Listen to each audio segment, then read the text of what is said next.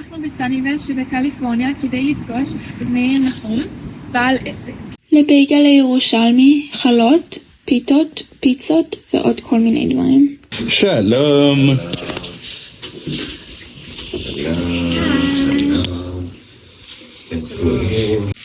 תמיד אהבת? תמיד, כן. למרות שגדלתי בבית שלא עשיתי כלום, תינקו אותי תמיד, כן, אבל ברגע שיצאתי מהבית תמיד אהבתי לבשל. כמה מהמתכונים זה המצאה שלך? כמה זה כאילו מההורים או אינטרנט? אז זה קצת די מעורב כזה, כי גם למדתי מאמא שלי וגם חמתי שפית. אז היא לימדה אותי את הדברים המיוחדים יותר, כאילו כל מיני עוגות מיוחדות ודבר, כאילו להתנהג עם החומרים אחרת, ויש דברים שהבאתי מבית גם כן. אבל רוב המתכונים של הבצק זה שלי. ומה גרם לך לרצות לפתוח עסק? כי אתה, ברגע שאתה, כאילו, אתה מכין ואתה עושה, ואם אין למי למכור את זה, או אנשים שלא, זאת אומרת, אתה חייב שיהיה איזה כמות לקוחות כזאת שזה לא מבחינה כספית לעשות הרבה כסף, אלא לעשות יותר את הקטע של ההמשך של העסק. זאת אומרת, אי אפשר לייצר עסק בלי שיהיה הכנסות מסוימות, כי אז הוא לא ממשיך. אתה גם אתה רוצה לייצר מלא דברים כדי להתמחות, אתה צריך להוציא אותם. אין למי לתת כל הזמן, כאילו.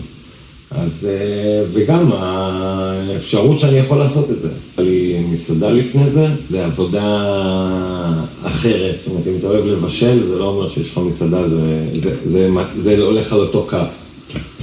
כשיש לך מסעדה, זה עסק, עובדים, חשבונות, קניות, דברים כאלו, אתה מאבד את עצמך כאילו באיזשהו מקום. בגלל זה היום אני עושה את זה בקטע כזה, זאת אומרת... איך אתה יוצר את החור בפיקה? אתה לא יוצר את החור, זה מה שקורה. אז מה שקורה, ברגע שיש חום גבוה, והבצק חוטף חום גבוה מסביב להכל, הוא סירזט, הוא אוטם אותו, סוגר אותו. ובפנים נוצרים עדים מכל הנוזלים או המויסטר שיש בפנים, ואז עדים מנפחים את זה. שאפשר לעשות פיתות שאתה מכניס משהו במקראות, הפיתות שלי הם אחרת. מבחינתך האוכל שלך הוא יותר יהודי, יותר ישראלי, יותר איטלקי? האוכל שלי הוא יותר ישראלי, הייתי אומר. כי גם אם לקחתי את הפיצה שהיא איטלקית או דברים אחרים, זה בסוף בטעם שאני רגיל מבית, מישראל. זאת אומרת, זה הבגל הירושלמי שאני רגיל מישראל. הלקוחות שלך בדרך כלל יהודים, ישראלים? הלקוחות שלי רובם ישראלים. לא הפצתי את זה למקומות אחרים וזה, כי יותר קומנטמנט פה בתקופה הזאת די קשה יותר, בגלל שאנחנו נוסעים הרבה כאילו. יש לי גם כמה לקוחות אמריקאים. יש לך טיפים? לאופה, לבעל עסק. כן. אם אתה אוהב את זה, תמשיך לנסות.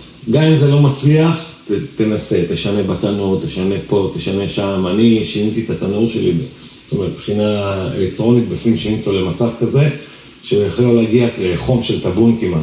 כל מה שיש כאן, אני מייצר. אז מה אתה ממליץ להתחיל? יש את החריף שאני גם עושה, אני לא יודע מי שאוהב חריף או לא. טעים. בתיאבון, אני עשיתי כאילו... איך אתה שם את הזאטר, כאילו אתה מבשל? בתוך הבצק. זה הזאטר עם עוד כמה תבלינים, אני טוחן אותם פה אצלי, כדי שהארומה שלהם תהיה הרבה יותר טובה. כל הקטע פה שזה עירוב של כמה סוגי קמח. לא, חומוס, ממש טעים. אתה יודע. כן. זה גם. תנסו את זה, או שאתם לא אוהבים בצד. אני אוהב. גם. זה ממש. כן.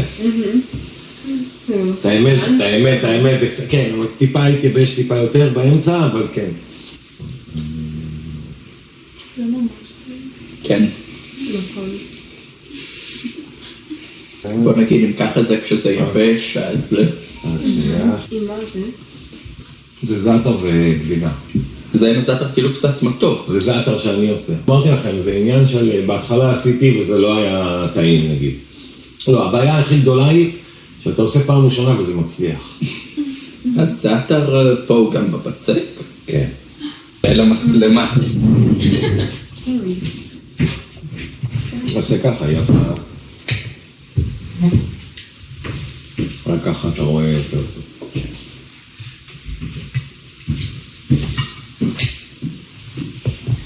המוצרים שלי אין להם חומרים משמרים, אין להם... ועכשיו בואו נראה איך מכינים את החיטות. זה בצק. בהתחלה צריך לפתוח מהעץ. צריך לבנות את הקרסט. ואנחנו נותנים את הקרסט.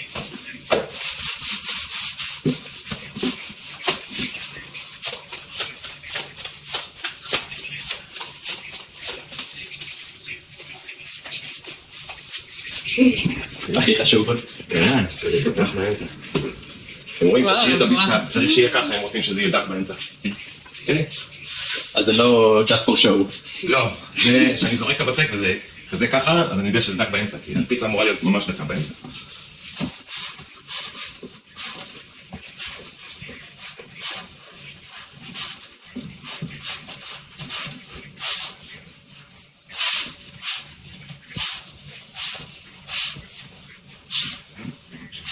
לא רק כדי שהיא תראה יפה לעין.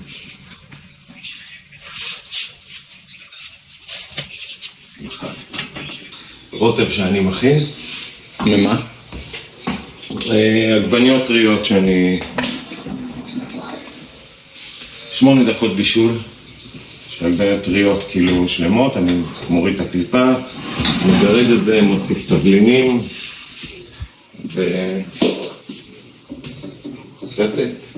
זה אמור להיות די פשוט הרוטב. רוב העיקרון של הפיצה זה הלחם. פיצה זה תחביב ארוך שנים, זה לא... להגיע לפיצה טובה, זה צריך לאהוב את זה הרבה שנים. עכשיו אתה קורא לזה תחביב? לא, זה חייב להיות, כן, כי פיצה, תמיד אפשר לשפר את זה. זאת אומרת, הרמה הזה, זה תנור יותר טוב, חום יותר גבוה, בחורף ובקיץ צריך להוסיף מויסט, להוריד מויסט. אז מתי זה כבר לא תחביב? כן, לא תחביב, זה לא יוצא טעים. אתה חייב כל פיצה שאתה עושה, להרגיש שאתה... באמת, כל פיצה שזה אני...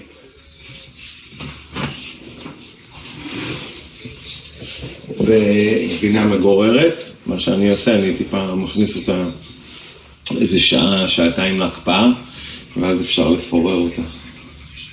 איזה גבינות זה? זה מוזרלה ופרמזן, אבל פרמזן אני קונה אותו בחתיכה, לא גרוס. כי פרמזן גרוס הוא מאבד את כל ה... אבל יש לנו פיצה אחת רגילה ופיצה אחת נעשה אותה ירקות.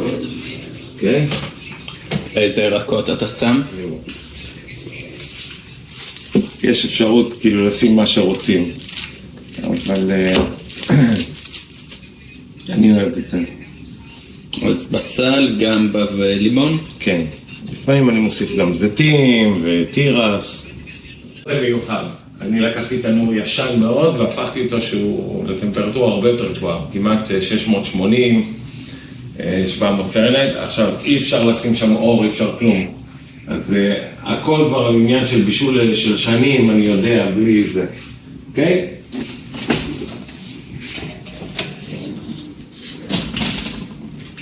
חמש דקות זה כל הזמן, זה זמן אפייה? באמת? אמרתי לכם, זה תנור, בדרך כלל 5 דקות זה טבון. טבון לוקח לפיצה בין 4 ל-5 דקות, טבון חם וזה. בגלל שהתנור הזה מגיע לחום כזה גבוה, אז הוא לוקח 5 דקות.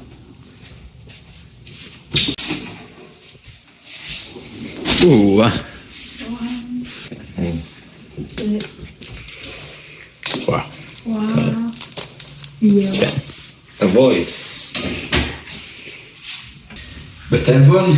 בתיאבון. מאוד ממש טוב. כן, אמרתי. טוב.